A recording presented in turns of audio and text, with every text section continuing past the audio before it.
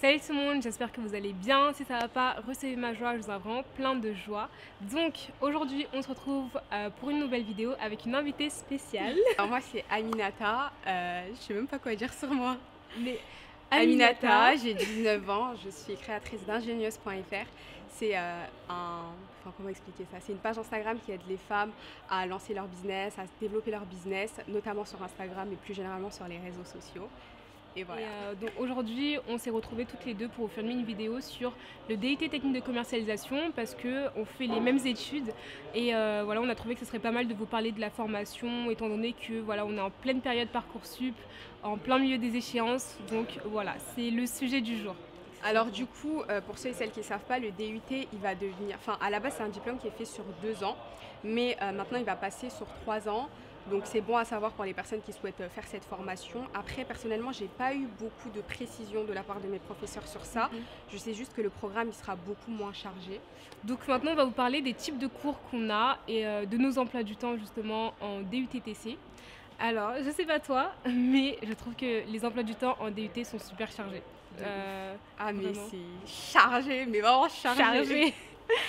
Parce qu'en gros, tu as cours vraiment toute la journée de 8h à 16h, 17h. Et en plus de ça, tu as tous les devoirs en fait, qu'il y a à faire, à rendre, tous les travaux qu'on a à faire. Et c'est toutes les semaines en fait. Genre vraiment, ça enchaîne. Et aussi le fait qu'on a plein de matières. Une dizaine même plus. Genre peut-être 13, 15. Ouais, c'est ça. 13, 15 par semestre. Hein. Pas sur les 2 ans. Et ça change tout le temps, genre. Ça change tout le temps. Il faut vraiment s'adapter. Et ouais, c'est un programme qui est hyper dense. Vous allez travailler à l'école et à la maison. Et il faudra aussi s'adapter aux gens parce qu'on a beaucoup de travaux de groupe. Oui, les travaux de groupe, c'est vraiment ce qui caractérise presque le DUT. Ouais. On fait des travaux de groupe quasiment toutes les semaines, enfin en tout cas dans mon campus. Parce que du coup, on n'est pas dans les mêmes IUT. Toi, tu es à Descartes, ouais. Et moi, je suis à l'IUT de Sénart-Fontainebleau. Et du coup, on a quand même pas mal de travaux de groupe, quasiment toutes les semaines. Et il faut vraiment pas forcément aimer le fait de travailler en groupe, mais être capable de s'adapter et le prendre en considération. En tout cas, si vous détestez les travaux de groupe, réfléchissez avant d'aller en DUT parce qu'il y a quasiment que ça. Après, personnellement, moi, je trouve que c'est vraiment une bonne chose parce que ça nous permet de bien s'exprimer à l'oral, d'apprendre à parler en public, de gérer le stress, etc. Après, je sais pas toi ce que tu en penses. Oui, je pense que c'est bien parce que en soi, si on veut travailler en entreprise, on sera forcément amené à travailler avec d'autres personnes et du coup, ça nous entraîne en fait à être en groupe, à savoir travailler tout simplement en groupe et c'est très formateur. Ouais. Et du coup, en parlant aussi des types de travaux qu'on a, on a pas mal d'oraux. Voilà, il y a vraiment des oraux assez souvent. Je sais pas s'il y a très souvent même. Nous, il y a quasiment que ça toutes les semaines. Il y a toujours des groupes qui doivent présenter un sujet en particulier ou quoi. Donc ouais, non, il y a quasiment que ça. Après, il y a aussi des travaux à rendre solo, mais je trouve que c'est rare. Ouais, c'est rare. C'est surtout les DS que tu vas avoir seul. Mais du coup, pour ceux qui ne savent pas ce que c'est les DS, oui. Et devoir sur table. Voilà. Devoir sur table, en gros, c'est un contrôle, mais un peu qu'on a rendu dramatique, genre dans le sens où un DS, pas un contrôle, mais en gros, voilà, c'est tout simplement un contrôle qu'on fait en fin de module quand on a terminé de travailler sur une matière tout au long du semestre. Et après, je ne sais pas vous comment ça se passe, mais nous, par exemple, on va en avoir un au milieu, parce qu'en gros, l'année se présente sous forme de semestre. Donc, en tout, on a 4 semestres, nous, qui vont le faire en 2 ans. Et pour les autres, il me semble qu'il y en aura 6. Ouais, 6. Mais du coup, nous, ce qu'on a, à Descartes en tout cas, c'est par exemple, au milieu du semestre, on va avoir les premiers DST, les premiers contrôles et tout. Et après, on va avoir une semaine de DST qu'on appelle les partiels. Ah ouais, ok. Et c'est un peu comme... Ah, c'est pas comme ça? Nous, on n'a pas de partiel. Genre, on n'a pas une semaine dédiée au partiel. Mais non. Non. Oh, je suis choquée. On n'a pas de semaine dédiée au partiel. On a une période où il y a pas mal de profs qui vont mettre leurs devoirs en même temps. Mais tout n'est pas banalisé en mode... souvent, les semaines de partiel, on te dit... tel jour, c'est tel DS, tel autre jour, c'est tel DS, etc. Nous, c'est comme ça. Nous, on a cours en même temps. On a les DS en même temps. Genre, mais je suis hyper choquée. Je te jure. Nous, on a une semaine comme ça. Okay. Mais c'est la semaine qui est au milieu. C'est au milieu du semestre. Okay. On va dire 2 mois. Admettons, on prend en septembre. On aura ça peut-être en novembre. Parce que c'est une période qui est hyper compliquée. D'ailleurs, c'est pendant cette période qu'il y a plein de gens qui ont abandonné. Hein. C'est ça, novembre aussi. Ah, on était au bout de notre vie.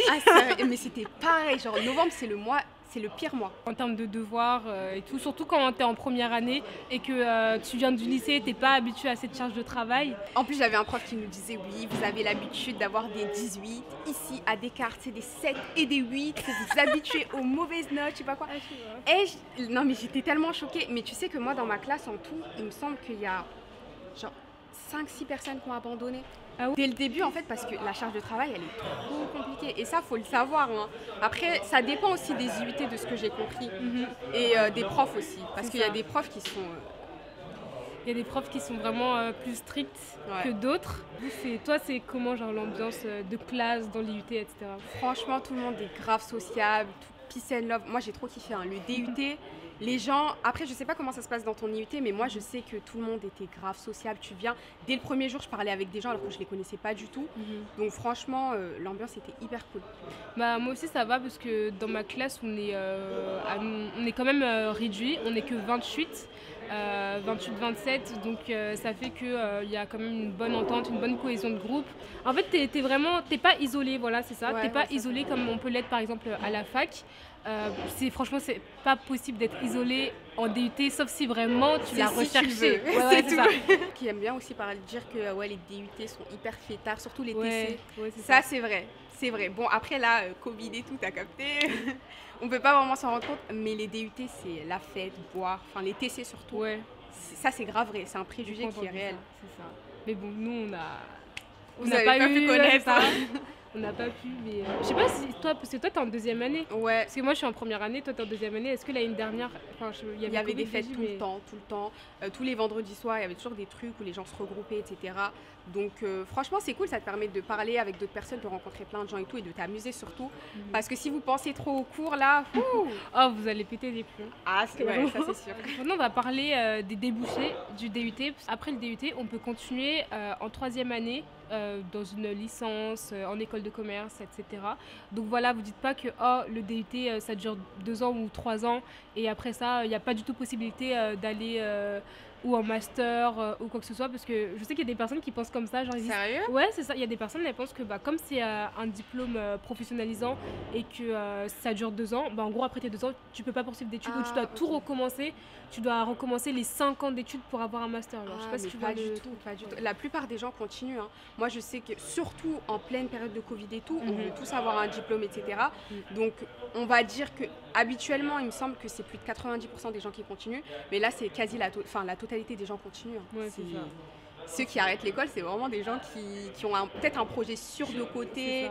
Mais sinon, la plupart des gens vont continuer. Après, comme tu as bien expliqué, hein, c'est école de commerce, licence pro. Licence pro, en gros, c'est sur 1 an et ça te spécialise encore plus. Et les écoles de communication, tout simplement. Et c'est à peu près tout. En gros, au cours de la 2e année, on peut passer des concours. Je ne sais pas si c'est comme ça dans ton IUT, mais nous, par exemple, quand vous allez passer les concours, vous aurez peut-être des absences, mais elles ne sont pas justifiées par le papier du... quand tu vas pas en cours pour un concours, ton absence elle n'est pas justifiée. Tu es obligé de prendre sur ton temps.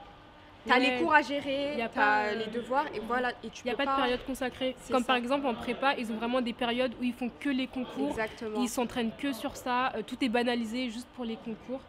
Et oui, c'est vrai. Après, je sais pas, parce que nous, peut-être, ça sera différent en 2e année, on ne sait pas encore. Mais en tout cas, pour l'instant, à ce que je sache, on n'a pas de période aménagée spéciale préparation au concours. Après, nous, c'est vrai qu'en 2e année, on avait un cours qui s'appelait Expression dans lequel on nous expliquait tout ça. Et on a même eu un amphi où il y a une prof qui nous a tout expliqué. Vraiment, elle nous a expliqué les différents concours parce qu'il y en a plein à savoir et ça nous a grave aidé. Hein. Mais du coup, vous avez fait ça quand, en première année ? Non, c'était en 2e année. En 2e année. Ouais, donc je pense que tu auras ça aussi. Mais du coup, tout à l'heure, on parlait des absences. Est-ce que vous, ils sont hyper stricts sur les absences ? Ah oui, ça, je pense que c'est dans tous les DUT. C'est même des caractéristiques des IUT, tout simplement. C'est hyper strict au niveau des absences. Donc, pour comparer avec la fac, les cours qui ont lieu en amphithéâtre, tu n'es pas obligé d'y aller, tu vas que si tu veux. C'est assez facile d'obtenir le cours de quelqu'un d'autre, etc. Et de pas venir de toute l'année en fait, tout simplement. Alors qu'en IUT, mais n'y pense même pas en fait. N'y pense même pas. Ils font l'appel dans tous les cas. Et moi j'avais une prof qui faisait vraiment au pif, elle allait faire au milieu du cours, elle prenait des personnes comme ça. Oui, c'est ça. Non, Zoom. Il y a des Tu sais, mais ça me choque. Genre, Oh en là là. Zoom, il y a des gens qui font l'appel. Genre, ou genre pendant qu'on va faire les corrections des exercices, Ouais. ça veut dire des noms au hasard, ça va aller au milieu de la Mais liste et non. tout. Si, de ouf. En tout cas, faites attention, hein, les sécheurs là en DUT, ça passe pas. C'est ça. Vraiment, si vous avez l'habitude de sécher, déjà arrêtez cette habitude. Voilà, C'est ça. on n'a pas besoin de ça. Et sachez qu'en DUT, plus de 3 absences, je crois, non justifiées étaient défaillants. En gros, quand tu es défaillant, bah, on t'enlève ta bourse, premièrement, voilà, et tu dois rembourser. Tu dois rembourser une partie de la bourse que tu as perçue en trop, etc. Et ça te porte préjudice, en fait. Genre, vraiment, Nous, ils nous disaient qu'on n'avait plus notre diplôme. Après, nous, c'est au bout de 5 absences. ok. 5 absences non justifiées, bah t'as plus T'as ton plus diplôme. ton diplôme, carrément. Bah, t'es défaillante, c'est bon, c'est Ah fini ouais, pour toi. ok. Mais en vrai, c'est du cas par cas. Ils disent ça surtout pour nous faire peur. Moi, Ouais, je c'est sais que ça. j'en ai eu plus de 5. Mhm. Et en vrai, c'est faux. Ils vont voir. En fait, c'est cas par cas, au cas par Mhm. cas. S'ils voient vraiment que tu as beaucoup d'absence, là, dans ce cas-là, ouais, Ouais, c'est c'est fini. La partie est terminée pour toi. C'est ça. Mais sinon, ça va. Maintenant, si tu veux, on va comparer un peu nos IUT. Pas de Parce soucis. que du coup, on n'est pas du tout dans les mêmes IUT. Et du coup, toi, tu es en deuxième année et moi en première. Est-ce que toi, il y a des spécificités à ton IUT au niveau de l'exigence au niveau Ah de... si, ah non, l'exigence à Descartes, c'est ouh. J'ai jamais vu ça de toute ma vie. Hein. Et non, la charge de travail, c'est abusé. C'est vraiment abusé. Les profs, ils sont derrière ton dos. Moi, ça m'avait saoulé au bout d'un moment. Mais maintenant que je suis en deuxième année, que j'ai bientôt fini, je me rends compte que c'est vraiment bénéfique sur le long terme. Parce que ça t'apprend ça t'apprend à avoir de la rigueur. Ça t'apprend vraiment plein de compétences auxquelles, des compétences que j'avais pas forcément au lycée. Donc ça, c'est vraiment cool. Mais Descartes, c'est vraiment l'exigence. Ok, bah nous, je dirais que à l'IUT de Sénart et Fontainebleau, nos spécificités, c'est d'avoir vraiment des campus qui sont, comment dire, qui sont beaux. Genre, je sais pas comment expliquer, Ah ouais. mais qui sont bien situés. Enfin, je sais que moi, je suis à Fontainebleau et on est en pleine forêt. En mode, tu te retournes, tu manges, t'as la forêt à côté de toi. Ah, c'est T'as l'impression d'être en pique-nique et tout. Il y a plein de baies vitrées, etc. Mais du coup, les transports, ils sont bien desservis là-bas? Oui, ça va, c'est bien desservi. Enfin, la plupart des personnes dans ma classe ont leur permis, donc quasiment tout le monde vient en voiture. Mais oui, c'est bien desservi, enfin, tu peux arriver à l'heure. Et comme à côté, il y a un autre lycée, c'est un lycée avec prépa, etc. C'est super bien desservi. Enfin, tu as un endroit où tu as vraiment une dizaine de cars scolaires qui passent, etc. Ah ouais, Donc c'est cool. c'est grave bien desservi. Et du coup, voilà, on avait des unités vraiment relaxants, super spacieux, vraiment lumineux, etc. Et en vrai, quand tu vas à l'école, t'es content. Genre, tu vas pas juste voir un bâtiment comme ça. Et après, je sais pas pour toi, mais nous, on est assez proche de nos chefs de département. On a vraiment une facilité à pouvoir les contacter, leur envoyer des mails. Enfin, ils nous répondent assez rapidement quand on veut les solliciter pour quoi que ce soit. Et je sais pas si pour toi aussi. Si, c'est pareil. En tout cas, nos chefs de département sont hyper cool. Et après, je pense que vous aussi, vous devez avoir ça, les parrains et les marraines. Non, nous, on n'a pas ça. Ah, vous avez pas ça? Non, on n'a pas ça. Oh merde, ça c'est trop tellement bien. Mm. Vraiment, je pense que si j'ai continué et j'ai validé ma première année, c'est grâce à ma marraine. Parce qu'elles étaient vraiment... Enfin, en fait, on va séparer... expliquer ce que c'est Du système. coup, pour ceux et celles qui ne savent pas, un parrain, en fait, quand tu arrives en première année, comme tu es un peu perdu, on va te donner ce qu'on appelle un parrain ou une marraine. Donc, c'est une personne qui va être là pour t'aider, après pour te passer les cours aussi potentiellement, mais vraiment, elle sera là pour toi. Si tu as des questions, tu pourras lui poser. Et moi, c'est quelque chose, et je pense pour tous les premières années, ça nous a tellement aidé. En plus, tu les contactes sur Insta ou par numéro, tu crées des liens, etc. Donc, c'est hyper cool parce qu'ils sont vraiment là pour toi, à l'écoute. Donc c'est ça qui est vraiment bien à Descartes aussi. Ouais, c'est ça. Nous, malheureusement, on n'a pas ça parce que du coup, je connaissais ce système de parrainage grâce à Rennes, parce que du coup, elle était aussi à Descartes avant. Et du coup, je pensais qu'on allait en avoir un, et malheureusement, on n'en avait pas. Et je pense que ça aurait été grave bénéfique, surtout pour les DS, je pense, parce que des fois, il y a des matières, tu sais pas trop le DS, il va ressembler à quoi, parce qu'on a pas mal de matières assez nouvelles. Enfin, on n'a pas des matières de lycée classique, donc des fois tu peux appréhender, etc. J'aurais bien aimé avoir une personne à qui je pouvais demander oui, alors pour cette matière, comment ça se passe, etc. Mais malheureusement c'était pas le cas. Dommage. Peut-être à proposer au chef de département. Ça peut être bien, franchement c'est hyper cool. Je voulais revenir sur les types de devoirs qu'on a à faire par rapport au lycée et par rapport par exemple à la fac aussi. Je trouve que c'est vraiment pas pareil. Moi, je sais qu'avant d'aller en DUT, j'étais en droit et les types de devoirs qu'on avait à faire, c'était vraiment quasiment que des commentaires ou des dissertations. Les dissertations, je trouve, c'est hyper représentatif, entre guillemets, des devoirs qu'on a à la fac. Genre écrire des pages et des pages, etc. sur un sujet et vraiment être là à la BU, dans les livres, etc. Alors Mais qu'à ça, du coup, l'UT... c'est comme au lycée Ça, ou non, encore ça plus c'est poussé? la fac, ça c'est vraiment poussé. Mais après au lycée, les devoirs qu'on a à faire, c'est surtout tu vas regarder beaucoup ton cours, etc. Enfin, tu vas vraiment beaucoup te baser sur ton cours et c'est vraiment que du théorique. Alors qu'en DUT, je trouve que nos devoirs sont quand même plus professionnalisants. Donc moi, ce que j'ai aimé faire dernièrement, c'était par exemple un devoir qu'on a eu à faire sur Fnac Darty. Genre, on travaillait sur l'entreprise, etc. dans le cadre Oui, ça, c'est grave bien. dans le cadre d'une matière. Moi, j'ai trouvé ça assez professionnalisant. Et pareil pour les dossiers, etc. Je crois que vous avez aussi des dossiers. Ouais, à pareil. relever. Non, vraiment, c'est réel ce qu'elle dit, c'est vraiment vrai. Mais du coup, moi, je sais que comme tu avais fait la fac avant, toi, tu as trouvé que c'était moins théorique. Ouais. Alors que moi, je sais pas, en fait, je m'attendais à plus de pratique, donc j'ai été un peu déçue. Mhm. Mais c'est vrai que quand tu compares à toutes les autres formations, le DUT, il y a beaucoup de pratique. En plus, vous avez les stages, on n'a même pas parlé de ça. Ah oui, les stages, oui. Mais du coup, ça c'est grave bien. Mm. Et non, je trouve que en plus, je pense que vous aussi, vous avez la même chose. Vous travaillez sur des cas, mais des cas concrets d'entreprise. Ouais, c'est ça. Donc ça, On c'est nous vraiment donne trop bien. vraiment, on nous donne vraiment des noms d'entreprises, etc. Et on améliore vraiment notre culture par rapport au monde de l'entreprise. Et ça, c'est vraiment top. Et pour revenir du coup sur les stages, en gros, on a un stage, nous, c'est 3 semaines, je sais pas si vous aussi, en première année. Ouais, je pense que c'était 3 semaines aussi, mais du coup, on l'a pas fait. Vous l'avez pas... Ah, vous l'avez pas fait du coup, avec le Covid et Avec tout. le Covid, c'était mort. Ouais, du coup, il y a un stage de 3 semaines en première année et de 2 mois ou 8 semaines en deuxième année. Et moi, je trouve ça grave cool. Ah ouais, Euh, c'est vrai. le simple fait d'aller chercher un stage, de faire la démarche, je trouve que c'est grave formateur. Parce que du coup, nous, on a eu par exemple des cours sur le CV, on a eu un Zoom sur LinkedIn, on a eu notre chef de département qui est aussi notre prof de PPP, il a corrigé nos CV et tout, genre pour nous dire s'il y avait des trucs à c'est changer, grave les fautes bien. d'orthographe, etc. Ouais. Donc moi j'ai trouvé ça grave professionnalisant et utile vraiment réellement dans la vraie vie. Parce que moi c'est ça que j'aime. Quand les choses qu'on fait et qu'on apprend, elles sont utiles dans la vraie C'est vie. vrai. Mais après, nous, tu vois, on avait des matières spécifiques pour ça. Mhm. Par exemple, en négociation, on faisait la négociation, on faisait aussi tout ce qui était CV, etc. Après, je sais qu'on avait une autre matière, je ne me rappelle plus du tout le nom, mais on faisait tout ce qui était LinkedIn, on faisait des cas concrets de... Enfin, je ne sais pas comment expliquer, mais on va se mettre dans la peau d'un recruteur et d'une personne qui justement va chercher un stage ou un métier plus tard. Mhm. Et elle va analyser notre posture, notre manière de nous exprimer, elle va nous dire ce qui va pas, et à chaque fois on faisait des trucs comme ça. Ah ouais. Et ça, c'est hyper cool. C'est grave bien. Ok, oui. Un point qu'on n'a pas évoqué, c'est les matières qu'on a. Oui, parce Ah que c'est ouais. quand même important. Voilà. Les matières qu'on a dans ce fameux DUT.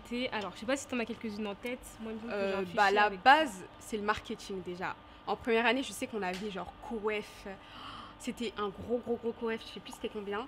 Mais Mhm. c'était énorme. Le marketing, c'était vraiment la base. On a 3 matières de marketing en première année. Mhm. Vous avez ça? Alors, nous, j'ai la fiche en face Mais de il me moi. semble que c'est les mêmes. Il y a, Les mêmes matières, je trouve. Je je crois. pense, on a marketing, on a négociation, on a droit, communication, Mhm. expression. Après ça, je sais pas s'il y a partout. Nous, c'était pas. Enfin, si, expression, communication, culture. Ah oui, Ok. c'est la même chose. Mhm. Et nous aussi, on a eu psychologie sociale de la communication. Il y a les langues, anglais et espagnol. Technologie de l'information et de la communication. Ouais, ça aussi, Donc, on a. tout ce qui est Excel, Word, PowerPoint, etc. On a des cours sur ça. Négociation, évidemment. Comptabilité. On a de la compta. On a aussi des maths. Donc, si vous n'aimez pas trop les chiffres comme moi, réfléchissez bien, ok? Parce que moi, je m'attendais pas à ce qu'il y ait autant de chiffres. Carrément, dans des matières comme marketing, on a réussi à mettre des chiffres. Non, par contre, c'est là, moi, j'ai fait Non, non, c'est vrai. Franchement, J'ai en vu première flou. année, il y en a. Enfin, c'est même pas qu'en première année, je trouve que c'est le premier semestre, il y a Mhm. beaucoup de chiffres. Mais le deuxième semestre, normalement, tu l'as commencé là. Oui, j'ai commencé, Tu mais... trouves qu'il y a encore beaucoup de chiffres? Oui. Pour maths, tu vois, je trouve que c'est la même chose que le lycée, mais plus approfondi un peu. Ouais. Mais j'avais vraiment l'impression que c'était pareil, du coup, c'était simple. Mais après, plus vous allez avancer, plus ça va se. Ce corset. Ouais. Ouais. Ok. Donc voilà, ça c'est à peu près les matières qu'on a. Pour en citer d'autres, on a une matière, mais c'est dans tous les DUT, il me semble. C'est projets personnels et professionnels, où du coup, ça va être une matière où vous allez parler de vos projets personnels et professionnels, tout simplement. Mais on a les mêmes matières que vous, hein. les mêmes Pareil. matières, ok. Ouais. Et après, en deuxième année, on a des matières, c'est quasiment les mêmes. Expression, communication, culture, anglais, LV2, statistiques, probabilité appliquée, gestion financière budgétaire, PPP, droit commercial, technologie de l'information et de la communication, marketing de point de vente, négociation, communication commerciale, marketing direct, gestion de la relation client, environnement international, logistique, économie, activité transversale, e-marketing, droit du travail, psychologie sociale des organisations, achat et qualité, stratégie d'entreprise, logique mathématique. Voilà, c'est à peu près ça. Enfin, les types de Après, matières en qu'on a. termes de charge de travail, je trouve que le semestre 4, c'est le plus chill. Mais c'est vraiment le plus chill. Ouais. Parce que, non, c'est le semestre 2 et le 4, parce qu'à chaque fois, vous aurez les stages. Mhm. Du coup, ça allège Ça allège de ouf. Ouais, c'est vrai. Parce que moi, par exemple, là, on est fin février, on est quasiment en mars. Du coup, moi, dans ma tête, je me dis, il reste qu'un mois de cours. Après, il y a le stage tout le mois d'avril. Et après, en fait, quand tu reviens en mai, je pense déjà le stage, ça te rafraîchit, etc. Et puis après, tellement il fait beau et tout vers mai-juin. Du coup, quand tu vas en cours, t'es tellement dans un mood plus chill et tout que t'es pas dans la pression, tu sais, de novembre, décembre, c'est vrai. hiver et tout. Du coup, je pense que Mais du coup, vous passez Ah non, tu m'as dit que vous n'avez pas de partiel. vous. nous, on n'a pas vraiment de partiel. On n'a pas de période dédiée à ça. Mais en tout cas, en fin de... Par exemple, là, fin mars, on va avoir pas mal de deadlines, pas mal de DS, de devoirs, etc. Mais on n'a pas de partiel. Bah, pour ceux qui vont aller à Descartes, vous aurez, avant les stages, il me semble que c'est avant les stages, vous aurez une semaine de partiel. Après, vous allez avoir les stages, vous devrez juste rendre votre rapport de stage et on va revenir pour les activités transversales. Je pense que vous aussi, vous Ouais, avez... nous aussi, on revient pour activités transversales, environnement international, distribution. Ah bon, vous revenez pour... Ouais, on revient pour pas mal de matières, nous. Ah, après le stage? Ouais, on finit le 15 juin, nous. T'avais Ah terminé quand? Bah, en fait, comme il y a eu le Covid, peut-être qu'il y a des choses qui ont changé, mais il me semble qu'on avait juste fait... Ah bah non, on n'a même pas fait les stages, non? Ouais, du coup, ils ont pas mis les matières que vous aviez dans la période de stage. Et après, du coup, ça fait que vous avez terminé plus tôt. Bah, on a fini plus tôt comme on n'avait pas les stages. Ouais. Et Bah, on n'avait pas du tout fini. toutes les matières qui étaient censées être après le stage, bah, ils les ont mis pendant le mois de stage. Mais normalement, il me semble qu'après le stage, on a juste les activités transversales, nous. Ah, je sais pas. C'est quoi activité transversale? C'est en fait, tu reviens juste pour des... C'est même pas des cours, en fait, c'est des petites choses à faire. En Genre gros, des projets? ouais, des petits projets à faire. Ok. Ok. Bon, on va voir. Bon, en tout cas, c'est sûr que j'ai l'impression que toutes les matières reloues un peu, elles sont avant le stage. Et qu'après le stage, c'est des matières un peu plus cool, je trouve. En tout cas, de nom. Voilà. Et toi, globalement, du coup, t'as apprécié le DUT, tu trouves que c'est bien? Je trouve que c'est bien, voilà. Je ne peux pas dire que je regrette mon choix. Mais après, je pense qu'il doit probablement exister des formations qui sont axées vers ce que j'aime plus. Parce que du coup, en étant dans le DUT, tu apprends à te connaître, tu apprends à savoir ce que tu aimes vraiment, ce que tu n'aimes pas. Mais sinon, c'est intéressant, on apprend vraiment des choses utiles, réellement. Des choses utiles et qui peuvent vraiment être une valeur ajoutée personnellement et évidemment dans la vie professionnelle. Voilà. Personnellement, je suis complètement d'accord avec toi. Au début, je vais pas vous mentir, en première année, je regrettais mon choix. Mais en fait, quand tu arrives à la fin du diplôme, tu te rends compte de tout ce que ça t'a appris. Et comme tu as dit, ça te permet de savoir quelles sont les matières que tu apprécies, quelles sont les matières que tu aimes moins. Par exemple, j'ai beaucoup de potes qui pensaient qu'ils préféraient le marketing. Même moi, je pensais que j'allais kiffer le marketing. Je suis arrivée en DUT, j'ai pu faire du marketing, de la communication, de la négociation. Et j'ai su que tout ce qui était communication, ça me correspondait beaucoup plus.